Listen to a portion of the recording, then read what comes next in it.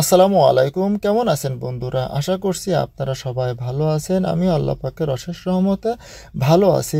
আজ আপনাদেরকে দেখাবো পদ্মার পাড়ের অপরূপ সৌন্দর্যের দৃশ্য। কারণ আপনারা জানেন যে পদ্মা সেতু হওয়ার পরে পদ্মার এই পাশে আড়িচার উপর দিয়ে গাড়ি চলাচল অনেকটা কমে গেছে। যদিও আমাদেরকে অনেক সময় এই পাশ দিয়ে আসা যাওয়া করতে হয়, তাই আমি আপনাদের জন্য ভিডিও করে এনেছিলাম। দেখতে থাকুন। আর সাথেই আছে জাহাঙ্গীর বিন ইয়াকুবের আলোচনা। আসসালামু আলাইকুম। আল্লাহ পাক রব্বুল আলামিন বলেন وَإِذَا قِيلَ لَهُمْ تَعَالَوْا إِلَى مَا أَنزَلَ اللَّهُ وَإِلَى الرَّسُولِ رَأَيْتَ الْمُنَافِقِينَ يَصُدُّونَ عَنكَ صُدُودًا الله أكبر আল্লাহ পাক রব্বুল আলামিন বলেন ওগো নবীজি, যখন কিছু মানুষকে নাজিলকৃত কোরআনের দিকে ডাকা হয় তখন দেখবেন এক শ্রেণীর মানুষ তাদের মুখ ফিরিয়ে নেয়।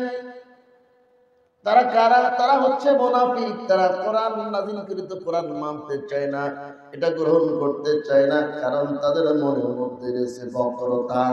কি রয়েছে কথা বলেন? আল্লাহ তাআলা তাদের মনের ব্যাপারে বলছেন في قلوبهم مرض فزادهم الله مرضا আল্লাহ পাক রব্বুল আলামিন বলেন ওদের অন্তরে রয়েছে রোগ, বরং তাদের রোগ আল্লাহ আরো বাড়িয়ে দেবেন।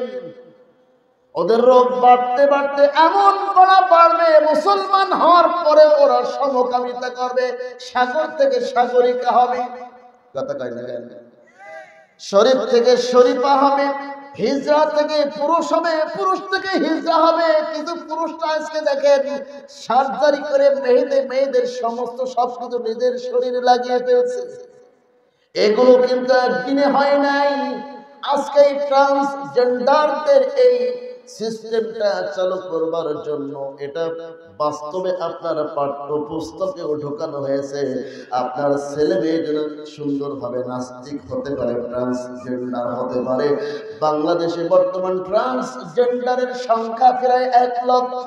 এটা কিন্তু 1 লক্ষ একদিনে হয় নাই, অনেক দিনের পরিকল্পনা। ইহুদিরা এর পিছনে প্রায় 1 বিলিয়ন টাকা তারা বাজেট করেছে। মুসলমান ছেলে মেয়েদের কিভাবে নাস্তিক বানাবে, কিভাবে মুরতাদ বানাবে, কোরআন সুন্নাহ থেকে দূরে সরাবে, এর জন্য তারা সর্বাত্মক প্রচেষ্টা চালিয়ে যাচ্ছে। আর আপনি নাকে তেল দিয়ে ঘুমাচ্ছেন, নিয়ে কিছুই খবর রাখেন না। আর চায়ের দোকানে বসে এর সাল ওর লাগান, ওর সাল এর লাগান, এই হচ্ছে আপনার কাজ। একটু কোরআন নিয়ে গবেষণা করেন না, প্রশ্ন করেন না, তাফসীর মাহফিলে যান না, তাফসীর শুনতে চান না, আপনি মূর্খ হয়ে বসে আছেন। কষ্ট হচ্ছে আপনাদের?